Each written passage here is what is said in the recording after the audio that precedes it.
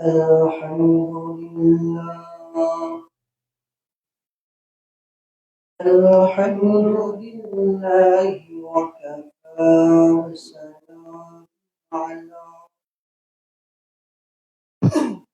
وسلام على عباده المصطفى أما بعد فأعوذ بالله من الشيطان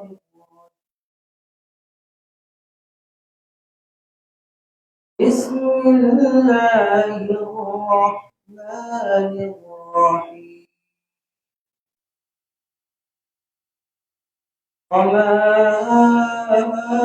أرسلناك إلا رحمة للعالمين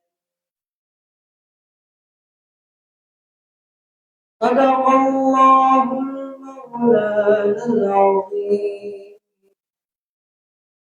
وصدق رسوله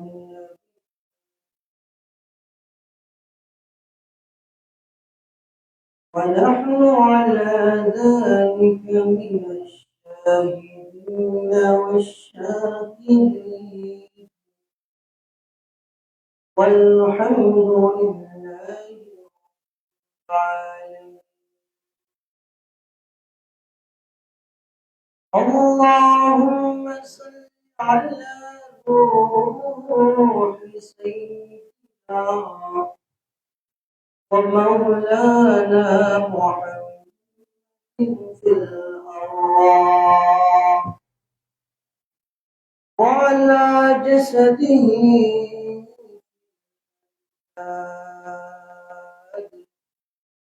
وعلى قبره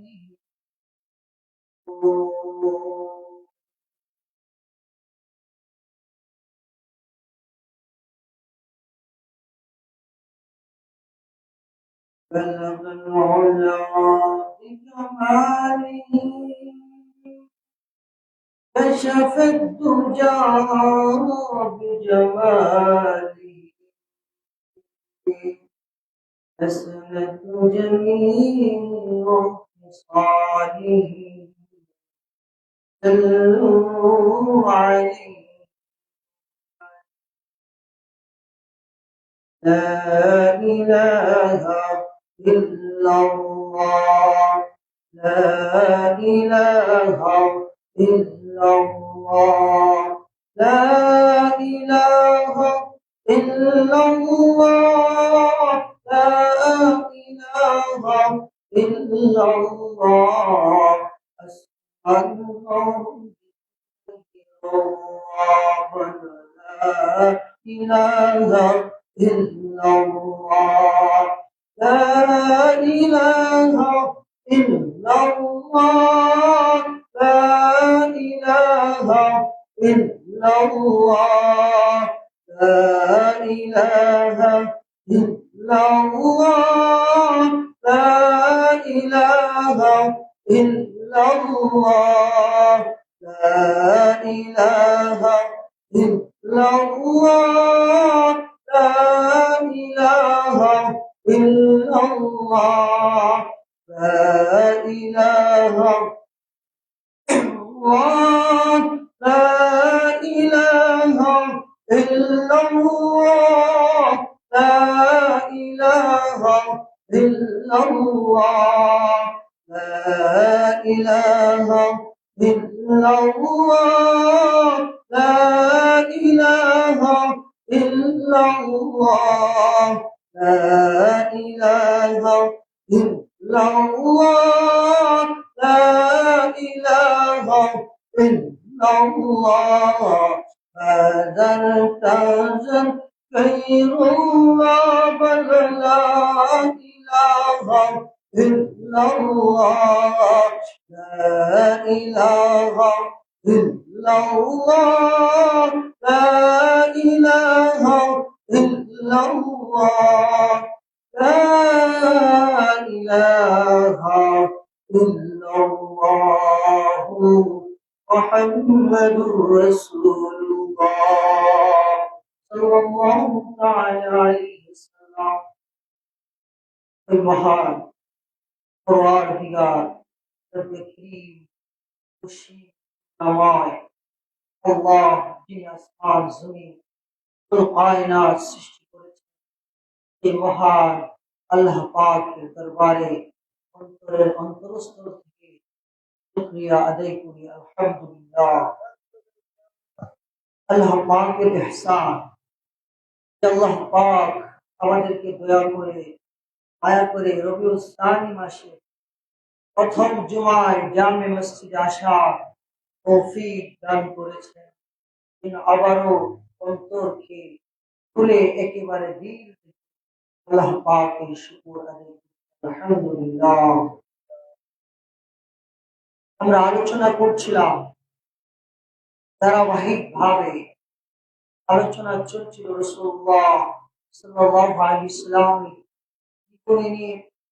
আমরা বলেছিলাম আল্লাহ পাকের রাসূল সাল্লাল্লাহু আলাইহি ওয়াসাল্লামের জিন্দেগি যতটুকু জানা আমাদের প্রয়োজন ততটুকু ইনশাআল্লাহ আলোচনা হবে। আজকে আমরা আল্লাহ রাসূল সাল্লাল্লাহু আলাইহি ওয়াসাল্লামের শিশুকাল, শৈশব, কিশোর, বাল্যকাল এগুলোর আলোচনা করব ইনশাআল্লাহ।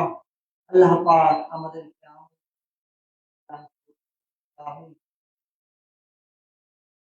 আল্লাহ রাসূল সাল্লাল্লাহু আলাইহি ওয়াসাল্লাম সমস্ত জাতির জন্য, সমস্ত মানবতার জন্য আমার রাসূল সাল্লাল্লাহু আলাইহি ওয়াসাল্লাম রহমত ছিলেন। সুবহান। আমার রাসূল গাছের জন্য রহমত, আমার রাসূল আসমানের জন্য রহমত, আমার রাসূল জমিনের জন্য রহমত। তো তাই না, গোটা কায়নাতের জন্য আমার রাসূল সাল্লাল্লাহু আলাইহি ওয়াসাল্লাম।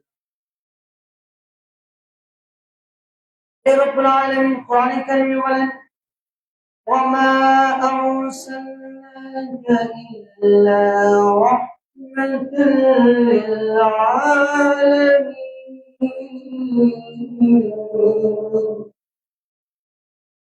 রব্বুল আলামিন একদম বলে, ও দুনিয়ার মানুষরা শুনো, আমার নবী রাহমাতুল লিল আলামিন, গোটা জাহানের জন্য রহমত।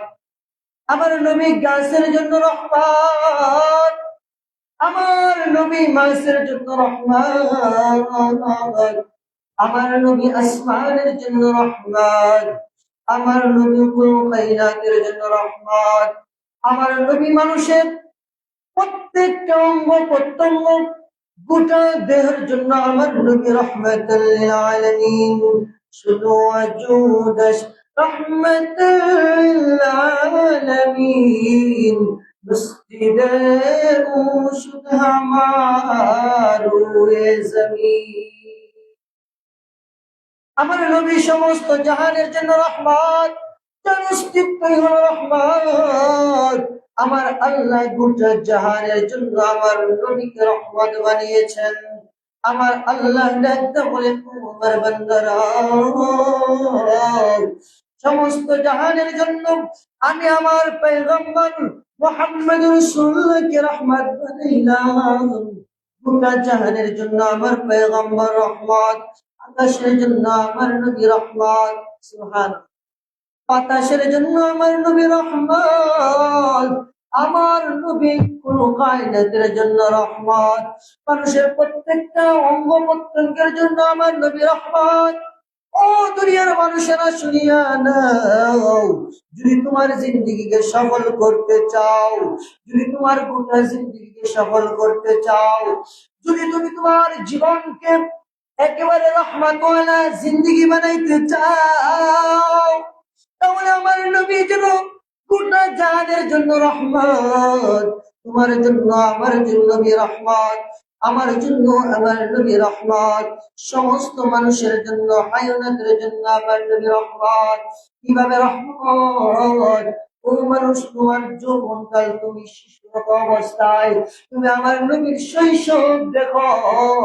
শৈশব কিভাবে আমার নবী গঠন করেছেন, কিভাবে চলেছেন, ওইভাবে যদি তুমি চলো তাহলে তোমার জীবনটা হয়ে যাবে রহমত। আল্লাহ রাসূল সাল্লাল্লাহু আলাইহি সাল্লামের শিশুকাল কিভাবে কাটিয়েছেন, বাল্যকাল কিরকম ভাবে কাটিয়েছেন, আল্লাহ রাসূল সাল্লাল্লাহু আলাইহি সাল্লামের গোটা জিন্দেগি কিভাবে কাটিয়েছেন, এটা যদি তুমি রক্ষা করো তাহলে তোমার জীবনের প্রত্যেকটা ক্ষেত্রে আমার রাসূল রহমত হয়ে যাবে। আমার রাসূল সাল্লাল্লাহু আলাইহি সাল্লামের শিশুকাল কিরকম ছিল, এরকম শিশুকাল যদি আমারও হয়, আমার শিশুকাল রহমত ওয়ালা হবে। আমার রাসূলের কিশোরকাল কিরকম ছিল, এরকম যদি আমার কিশোরকাল হয়, আমার কিশোরকাল রহমত হবে। আমার রাসূলের বাল্যকাল কিরকম ছিল, এরকম ভাবে কাটিয়েছেন। এটা যদি আমার রাসূলের অনুযায়ী হয়, ওইটা আমার আমরা আলোচনা করছিলাম যে আল্লাহ রাসূল সাল্লাল্লাহু আলাইহি সাল্লাম পৃথিবীতে এসেছেন, যুদ্ধপানের সময় হয়েছে। তায়েফ থেকে বনু সাদ গোত্র যারা, তাদের নিয়ম ছিল যে মক্কা থেকে এসে মানুষের বাচ্চা নিয়ে যেত পান করানোর জন্য। ওই সুবাদে প্রতি বছর মক্কা থেকে, তায়েফ থেকে দুধ পান করার জন্য মক্কার শিশুদেরকে তায়েফের মেয়েরা, মহিলারা নিয়ে হালিমা সাদিয়া বলে, আমি গরিব, আমার ঘরে কোনো খাবার নাই, আমার একটা সন্তান হয়েছে, ওই সন্তানদের দুধের মধ্যে আমার স্তনে কোনো দুধ নাই, আমার ওই সন্তানকে খাওয়ানোর মতো আমার কোনো খাবার নাই। এরকম কি আমাদের 3-4 দিন উপোস থাকতে হতো, কোনো ঘরে খাবার নেই। এই কঠিন মুহূর্তে আমি চিন্তা করলাম, যদি মক্কার মধ্যে যায়, মক্কার থেকে একটা শিশু, তাহলে ওই শিশুটা বাবা মা আমাকে কিছু খাবার দিবে, টাকা পয়সা দিবে, তাকে পালার বিনিময়ে ওইটা দ্বারা আমার সংসার চলবে। হালিমা বলে, এই উদ্দেশ্যে রওনা হইলাম। আমি যে গাধাটার মধ্যে রওনা হয়েছিলাম, যার উপরে সওয়ার হয়েছিলাম, এটা বড় দুর্বল ছিল, সবার পিছনে পিছনে চলতো। মনে করেন এখান থেকে ভৈরব বাজার, হালিমার গোড়া ভৈরব, আর আমাদের তায়েব এটা, আর এটা ধরেন মক্কার বাজার, আর ধরেন এখান থেকে বাজরা বাসছেন এই কুরাইশ বংশ, তাদের ঘোড়াগুলো সব এখানে দাঁড়িয়াকান্দি বাজারে এসে পৌঁছে গেছে। আর হালিমার ঘোড়া এখন তায়েফে গেছে, মানে ভৈরব বাজারে গেছে তায়েফ। হালিমা বলে, সওয়ার হয়ে সবার শেষে আমি আসলাম। আসার পর আমি দেখলাম কোনো বাচ্চা নাই, ধনীদের বাচ্চাগুলো সবাই নিয়ে গিয়েছে। আমি বুঝতে লাগলাম মক্কার অলিতে গলিতে পাওয়া যায় কিনা, কিন্তু আমি খুঁজে কোনো বাচ্চা পাই না, একটা বাচ্চার তালার সন্ধান পাই না।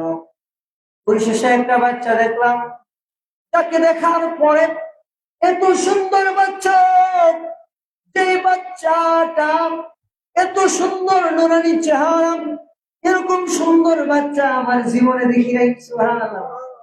আমার রাসূলের সৌন্দর্য এরকম ছিল যে রাসূলের সৌন্দর্য অন্ধকার রাত্রিতে আকাশের মধ্যে, চাঁদনি রাত্রের আকাশের মধ্যে চাঁদগুলো যেরকম ভাবে চমকায়, আমার রাসূলের সৌন্দর্য এরকম ছিল।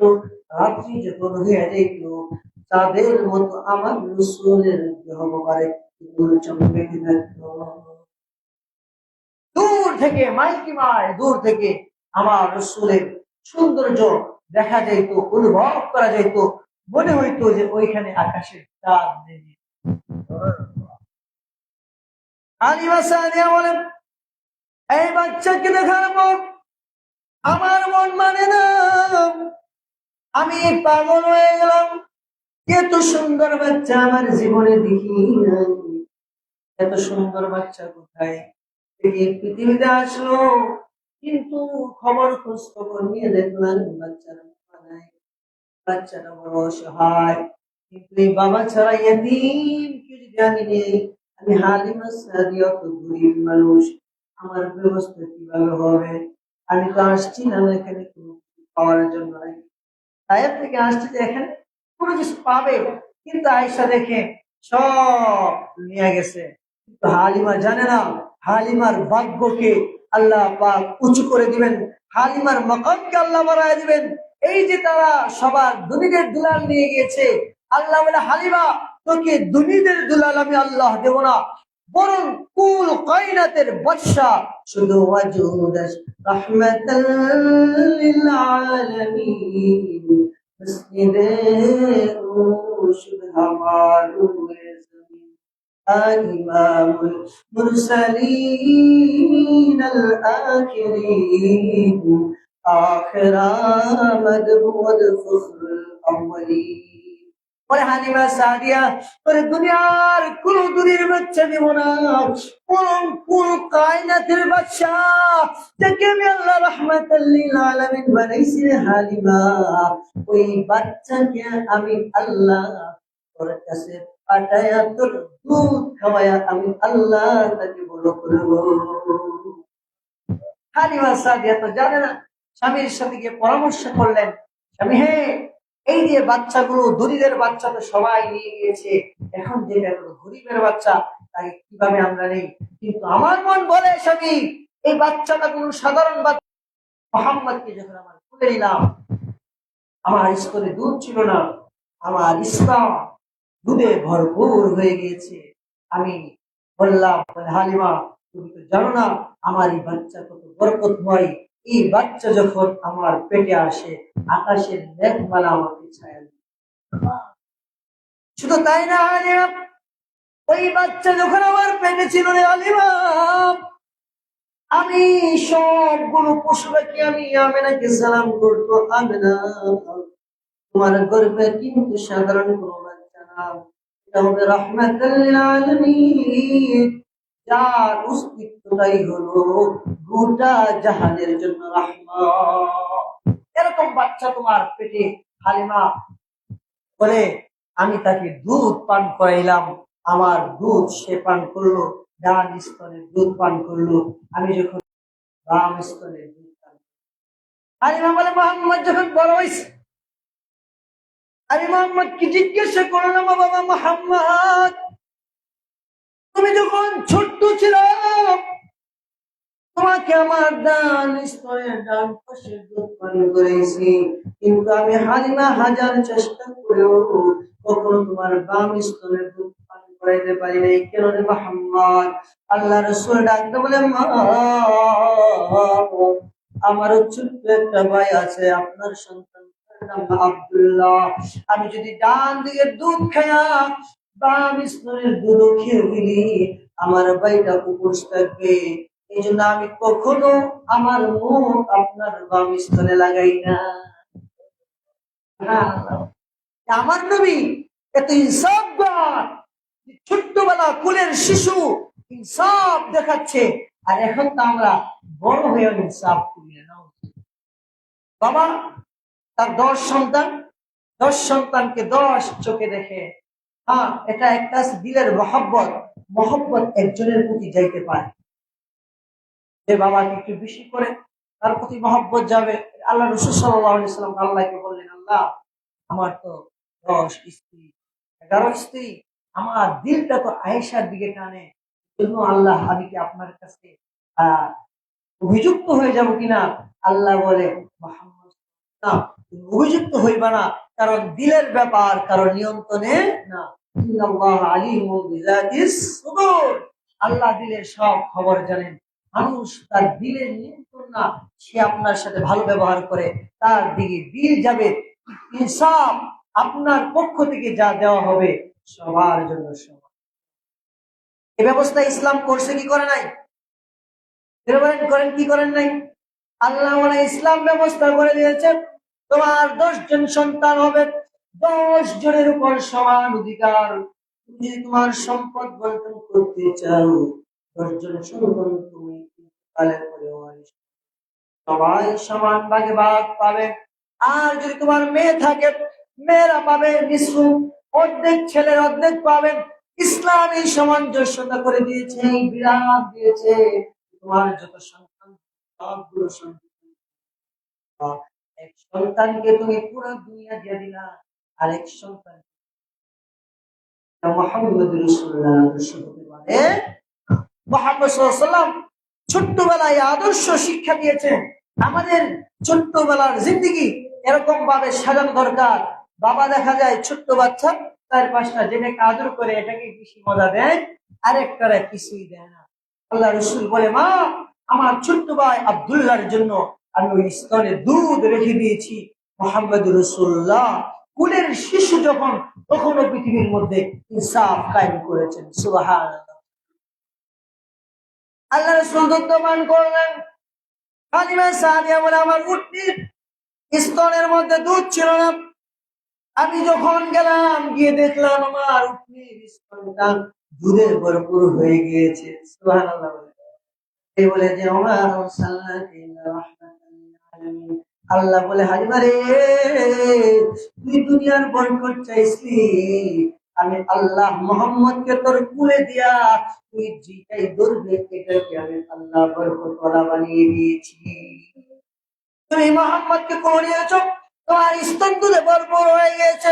তুমি উটনির স্তনে হাত দিয়েছো, উটনির স্তন দুধে ভরপুর হয়ে গেছে। দিয়ে খচ্চর নিয়ে আসছিলাম, এটা দুর্বল ছিল। হালিমা বলে, 3-4 দিন যাবত আমরা উপোস। ওই দিন উটনি এত দুধ দিল, আমরা স্বামী স্ত্রী পেট ভরে খাইলাম। পেট ভরে খাওয়ার পরেও আমাদের আরো দুধ নিয়ে গেল। হালিমা বলে, আমরা আবার রওনা দিলাম। আগে বলছিলাম ধরেন হালিমা সাদিয়া এই যে কাঁঠাল তলা আছে, আর এদের একটা তায়েব বাজারে বৈরব পৌঁছে গেছে তাদের সব। হালিমা সাদিয়া উঠে যখন রাহমাতাল লিল আলামিন উঠছে, যখন উঠছে হালিমা সাদিয়া বলে, আমার খচ্চর দাদাটা এত সবল হয়ে গেল, এখন দাঁড়িয়ে হাতি বাজার থেকে একেবারে ভৈরব তাদের সবাইকে পিছনে ফেলায়া সবার আগে তায়েফের ময়দানে চলে গিয়েছে। হালিমা বলে, এখন সবার আগে আমার সর। এখন সবাই বলে, হালিমা ব্যাপার কি, কি অবস্থা, তুমি কি নতুন সর নিচ্ছ? না, ওই সর, ওই এটা মনে হয় আমার যে বাচ্চা, এই বাচ্চার বরকত শুরু হয়ে গেছে। সুবহানাল্লাহ।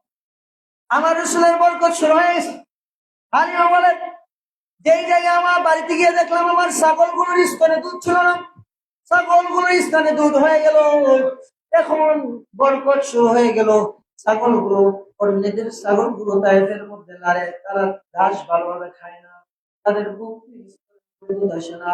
ছাগলের মালিকরা বলবো, মালিকরা ওরা খান না, তোমরা হালিমা সাদিয়া যেখানে ছাগল লড়ে ওইখানে ছাগল লড়বা।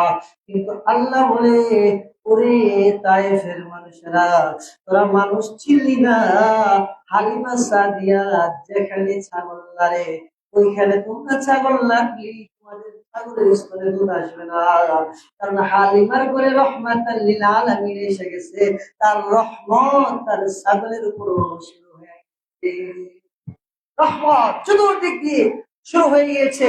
এখন তায়েফবাসীরা এখানে দাঁড়ে হালিমা সাদিয়ার ছাগলগুলো সন্ধ্যাবেলায় স্তন ভর্তি দুধ নিয়ে আসে, আর তারা খালি আসে, কোনো কাজ হয় নাই। আল্লাহ বলে, রহমাতাল লিল আলামিনের বরকত শুরু হয়ে গেছে।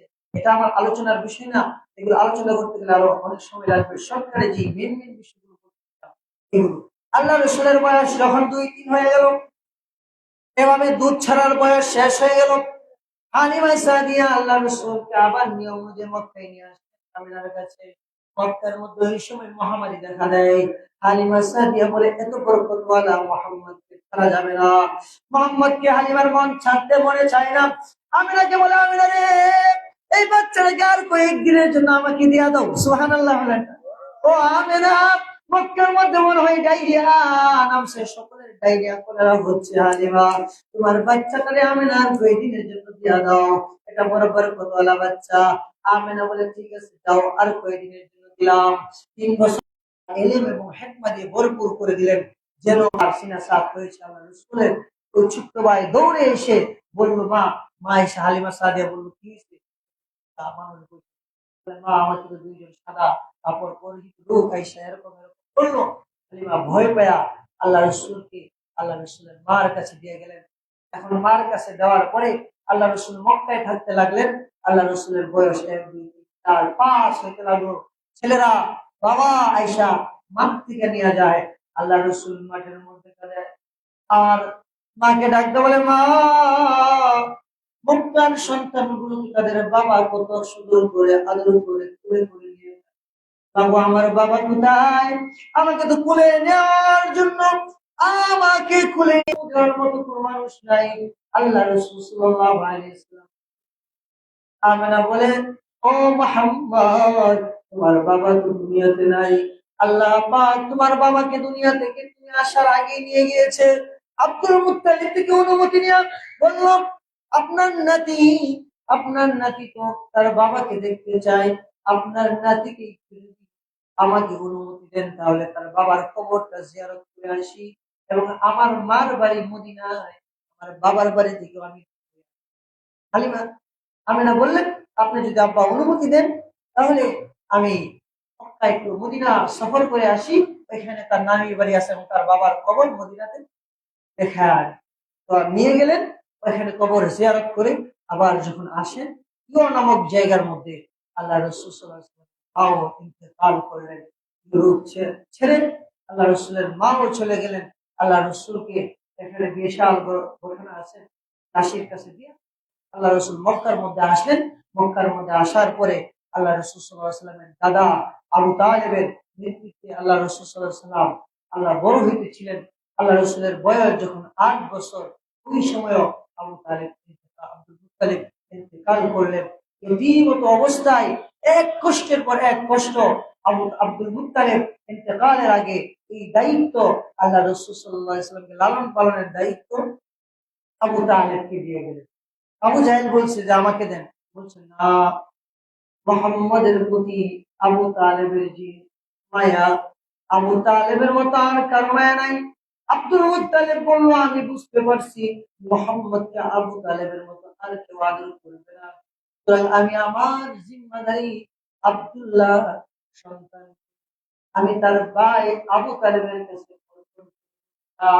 আবু তালেবও এরকম ভাবে আল্লাহ রসুলের ঢাল হয়ে দাঁড়াইছেন। সমস্ত মক্কার কাফেররা আল্লাহ রসুলের বিরুদ্ধে আচরণ করছে, আল্লাহ রসুল এর বিরুদ্ধে কখনো আবু তালেব কাফের ছিল, তারপরও যায় না, ঈমান আনে নাই। এখন আল্লাহ রসুলের শৈশবের অবস্থা কিরকম ছিল? আবু তালেব বলে, আমারই ভাতিজা মুহাম্মদ সাল্লাল্লাহু আলাইহি ওয়াসাল্লামের শৈশব কিরকম ছিল। বাচ্চারা দস্তরখানার মধ্যে আসে, খাবার দেয়, শুধু বাচ্চারা না, বয়স্করা অনেকে নাচছে। অনেক পুরুষদের ব্যাপারে শোনা যায় যে খাবারের মধ্যে একটু লবণ বেশি হইলে বিড়ির বাইরে শুরু করে, হ্যাঁ, লবণ বেশি হইলো কেন, কি রান্না করো? আরে ভাই, কম বেশি হইতে পারে, মানুষের মন মানসিকতা বেশি ভালো থাকে না। অনেক সময় মহিলারা অসুস্থ থাকে, তাদের একটা কিচ্ছা মনে পড়ছে। এই যে মহিলারা অনেক সময় অনেক হালতে থাকে, তখন তাদের এই অবস্থা থাকে না ভালোভাবে, যখন তাদের মাসিক হায়াস অবস্থা থাকে, তখন তাদের ভালো করে পাঠাইতে মনে চায় না, শরীর ব্যথা করে, বিভিন্ন মুসিবতে থাকে, তখন আপনার একটু ধৈর্য ধরতে হবে, তার প্রতি ইহসান করতে হবে। বিবাহ এগুলো আল্লাহ রসুলের বৈবাহিক আলোচনার সময় আসবে। এই যে আল্লাহ রসুল সাল্লাল্লাহু আলাইহি ওয়াসাল্লাম খানা যখন সামনে আসতেন, যা দিতেন তাই খাইতেন। আব্দুল আবু তালেব বলে, আমারই ভাতিজা মুহাম্মদ সাল্লাল্লাহু আলাইহি ওয়াসাল্লাম কখনো বলেন, এই চাচা এই খাবারটা ভালো না, এটা খাওয়া যাবে না, চাচা এটা ভালো না, ওইটা ভালো, আমার ভাতিজাকে যা দেই তাই খেয়ে ফেলবে। তো মুহাম্মদ রাসূলুল্লাহর আখলাক আদর্শ, তোমার সামনে যে খাবার আল্লাহ তোমার রিজিকে রেখেছে, হালাল খাবার, এটাই তুমি খেয়ে আল্লাহর শুকর আদায় করবা। এটা হলো মুমিনের আখলাক। আমরা তো অনেক নাচছেন নাই, অনেক খাবার নেয়া, খাবার যার যেরকম তৌফিক আছে এটা আল্লাহ দিবে। এই আল্লাহ রাসূল সাল্লাল্লাহু আলাইহি ওয়াসাল্লামের জীবন এইভাবে হইতে লাগলো। 18 বছরে যখন হয়ে গেল, যুবকরা ভালোভাবে শুনুন, 18 বছরের যুবকরা এখন মদ খায়, ইয়াবা খায়, গাঞ্জা খায়, বিভিন্ন খারাপ কাজে 18 বছরের যুবকরা লিপ্ত হয়ে যায়। আমার রাসূল সাল্লাল্লাহু আলাইহি ওয়াসাল্লাম পৃথিবীবাসীকে মডেল বানায় দিয়ে গেছে। দেখা গেছে আমার রসুল যখন 18 বছর ছিল, মক্কার অলিতে গলিতে শুধু গুনাহ হইতো, মক্কার মানুষগুলো জিনা ব্যভিচারের মধ্যে লিপ্ত ছিল, একজন আরেকজনকে হত্যা করতো। আল্লাহ রাসূল সাল্লাল্লাহু আলাইহি সাল্লামের উদ্যোগে ওই সময় একটা সংগঠন গঠন করা হয়, যেটার নাম ছিল হিলফুল ফুজুল, শান্তির সংগঠন। এই সংগঠনের কাজ ছিল মক্কার মধ্যে যে সমস্ত মানুষেরা আসবে সামাজিকমূলক কাজ, তাদেরকে জমজমের পানি খাওয়ানো হবে, মানুষের জান মালের নিরাপত্তা দেওয়া হবে। ও যুবক, তুমিও তো যুবক, তোমার যুবকের আইডল, যুবকদের আইডল এখন হয়ে গেছে বিভিন্ন নায়ক নায়িকা, তাদের আইডল বানায়, চুল কাটে তাদের তাদের ফ্যাশনে, পাঞ্জাবি ড্রেস পরে তাদের ফ্যাশনে। আরে তোমার আইডল তো হবে মুহাম্মদুর রাসূলুল্লাহ সাল্লাল্লাহু আলাইহি সাল্লাম। তোমার মতো যুবক থাকতে 18 বছরে মোহাম্মদ কাসেম রহমাতুল্লাহ আলাইহি হিন্দুস্তানের মধ্যে ইসলামী পতাকা তুলছে, আর তুমি 18 বছর বয়সে হিরণ খাও, ইয়াবা খাও, নামাজ পড়ো না, দিনের দিকে আসো না। তোমার মতো 18 বছর বয়সে বীর বাহাদুররা ইসলামের পতাকা ঝান্ডা এই হিন্দুস্তানে ভারত উপমহাদেশে তুলছে, আর যুবকরা এখন কোথায় গেছে? তাদের দিন ধর্ম ভুলে এখন ইহুদিদের কালচার যুবকদের ভিতরে আসছে। শুধু যুবকদের ভিতরে নয়, আমাদের বিদ্যা যারা আছে তাদের ভিতরেও ইহুদিদের কালচার, মুহাম্মদ রাসূলুল্লাহর আদর্শ আমাদের ভিতরে নাই। এই জন্য যুবকদের উদ্যোগে সমাজে ভালো কাজ হবে এরকম সংগঠন গঠন করা, এটা কার আদর্শ? মুহাম্মদ রাসূলুল্লাহ আদর্শ। প্রত্যেক সমাজে যদি যুবকরা ঐক্য হয়ে বলে আমরা এরকম এক সংগঠন গঠন করব, যে সংগঠনের মূল দায়িত্ব থাকবে ওই সমাজে কোনো জুয়া খেলা হবে না, ওই সমাজে কোনো টাস খেলা হবে না, ওই সমাজে কোনো সুদ হবে না, ওই সমাজে কোনো ঘুষ হবে না, ওই সমাজের ছেলেরা কোনো নারীদের দিকে কুদৃষ্টিতে তাকাবে না, ওই সমাজের নারীরা কোনো ছেলেদের সাথে পরকীয়া করবে না, ওই সমাজের যুবকগুলো ঘরে ঘরে গিয়ে খোঁজ নিবে কার ঘরে অসহায়, কার ঘরে খাবার নেই, খাবারের ব্যবস্থা করবে।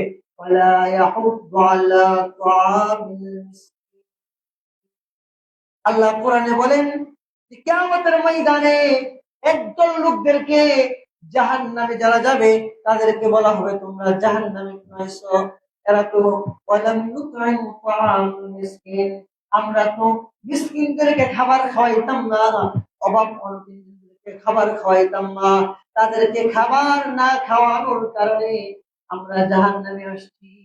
নাউজুবিল্লাহ। এখন তো আমাদের এই অবস্থা, হুজুরদের কি খাওয়াইতেছে না, মিসকিনের কি হয় হিসাব করে যে এই কাম করলে হুজুর যদি মক্তব করা মসজিদের বাদ দিয়াম, তাহলে বাদ দিতাম না। নাউজুবিল্লাহ। মক্তব করানোর লেগে আমরা হুজুরের খাবার, এদের ঘরে খাবার বন্ধ করা, এদের ঘরে খাওয়ানোর দরকার নেই। যারা এসব কথা বলে, তোমার খাবারের মুখাফিক ইমাম না, ইমামের রিজিকের ব্যবস্থা কে করবে? আল্লাহ করবে। এদের থেকে কোনো কিছু ইসলামের দান কোনো কিছু না নেওয়া। আল্লাহ রাসূল সাল্লাল্লাহু আলাইহি সাল্লাম যাকাতের জন্য একজনের কাছে পাঠাইছেন, সে যাকাত অস্বীকার করছে, আল্লাহ রাসূল কোনদিন তার থেকে যাকাত নেয় নাই, এবং আবু বকর নেয় নাই, উমর নেয় নাই, সে জিন্দিক হয়ে মরছে। এরকম যারা বলবে তাদের দিকে এরকম হুজুরের বেতন না নেওয়া উচিত, কমিটিদের এরকম হওয়া উচিত, মহল্লার মধ্যে এরকম হওয়া উচিত। ইমাম সাহেব, ইমাম মানে কি নেতা, তাকে যদি গোলাম মনে করে ইমামতি করার দরকার নেই, গোলামি করার দরকার। ইমামকে রাখতে হবে ইমামের শানে। আমার মুসলিম ইমাম আমার শানে থাকবে, সে সবার থেকে শান শৌকতে থাকবে, এটা আমার গর্ব। তাকে যদি ফকির বানায় রাখা হয় এটা আমার জন্য নিচু এবং আমার লুচি নষ্ট, এটা আমার মহল্লাবাসীদের পরিচয়। মহল্লার ইমাম থাকবে সবচেয়ে শান শৌকতে, তার খাবার হবে শান শৌকত। ইমাম মানে কি? নেতা। আদর্শ রসুল শিখাই দিয়েছে। আর এখন তো আমাদের অবস্থা এরকম যে ইমামকে তারা খাবারের বই দেখায়, ইমামকে বেতনের বই দেখায়। ভাই তুমি বেতন কত দাও? এই বেতন পেতে এত বেশি করে রিক্সা চালায় কামায়।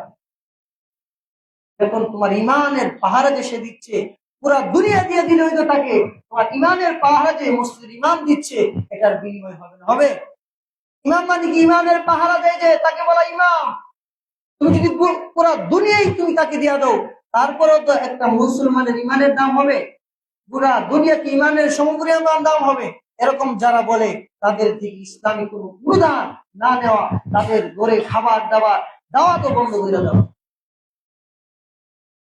এই যে আল্লাহ রসুল শিক্ষা দিচ্ছে, বলতেছিলাম আল্লাহ রসুলের যুবক অবস্থা এরকম আইডল বানিয়েছে। যুবকেরা, আমি মুহাম্মদ রাসূলুল্লাহ তোমাদেরকে বলে গেলাম, কিয়ামত পর্যন্ত তোমরা যারা যুবকরা থাকবা, তোমরা সমাজে সামাজিক মূলক কাজ করবা।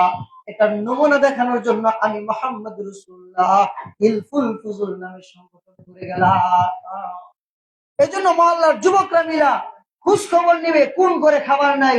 অনেকে অনেক খাবার খায়, কোন করে খাবার নেই, কোন করে অসহায় আছে, সবাই মিলে তাদেরকে দান করেন। দানে দন বাড়ে। আমাদের অবস্থা এরকম, দান করতে মনে। শুক্রবারে জুমার নামাজ পড়তে মসজিদে আসছেন, ঘর থেকে 5টা টাকা নিয়ত করে নিয়ে আসেন, আল্লাহ আমি আপনার 2টা নেকি হবে। কয়টা নেকি হবে? একটা হইলো যে আপনি নিয়ত করছেন এই নেকি, আর একটা হইলো যে আয়সা আপনি দিছেন এই নেকি। আর আয়সা পকেটের তাহলে দিয়া দিলে তাহলে নিতে হবে একটা, একটা নিয়ত করে নাই। এই যে নিয়ত করছেন আগে, আস্তে আস্তে যদি আপনার পথে মৃত্যু হয়ে যায়, তারপরে আপনি টাকা আল্লাহ রাস্তায় দান করার সওয়াব পেয়ে যাবেন। নিয়ত নাই, আমাদের দানের হাত, মানুষের সহানুভূতি, মানুষের প্রতি দয়া, এগুলো আমাদের ভিতরে নাই। সমাজের থেকে দয়া মায়া এগুলো একেবারে উঠে যাচ্ছে। মুহাম্মদ রাসূলুল্লাহ বলেন, ও যুবকেরা, আমি তোমাদেরকে শিখাই যাইতেছি। দেখো, আমি 18 বছর বয়সে হিলফুল ফুজুল নামে সংগঠন গঠন করে, এই সংগঠনের কাজ কি ছিল? গরিব অসহায়দের খাবারের ব্যবস্থা করা, মানুষের জান মালের নিরাপত্তা দেওয়া, কোথাও ঝগড়া ফাসাদ হলে এটাকে থামায়া দেওয়া, মানুষকে সুদ ঘুষ জুয়া এগুলো থেকে বিরত রাখা। সুতরাং আমার আদর্শবান উম্মত যারা হইবা, তোমরা যখন যুবক থাকবা, তোমরা তোমাদের সমাজে এরকম যুবকরা এরকম উদ্যোগ নাও। আপনারাও যুবক যারা আছেন উদ্যোগ নেন, এরকম করেন যে মাসে একটা ব্যবস্থা করেন যে প্রতি মাসে আমরা মহল্লার মধ্য থেকে যারা গরিব আছে তাদেরকে বাইসা বাইসা তাদেরকে আমরা একটা খাবারের ব্যবস্থা করব। তাহলে ওই কিয়ামতের ময়দানে এটা বলতে হবে না যে আল্লাহ আমি না খাওয়ানোর কারণে আমি জাহান্নামে গেছি। আমাদের হালত তো এরকম যে আমরা দান করতে চাই না। আরে ভাই, দানে দন বাড়ে, দানে দন কমে না। আপনার এটা পরীক্ষিত আমল, আমাদের পরীক্ষিত আমল। এরকম সময় গেছে পকেটে 1 টাকা নাই, 10 টাকা ছিল, 10 টাকা দান করে দিছি, বাইরেছি 10 টাকা দান করছি, 100 টাকা পকেটে, 1000 টাকা এসে।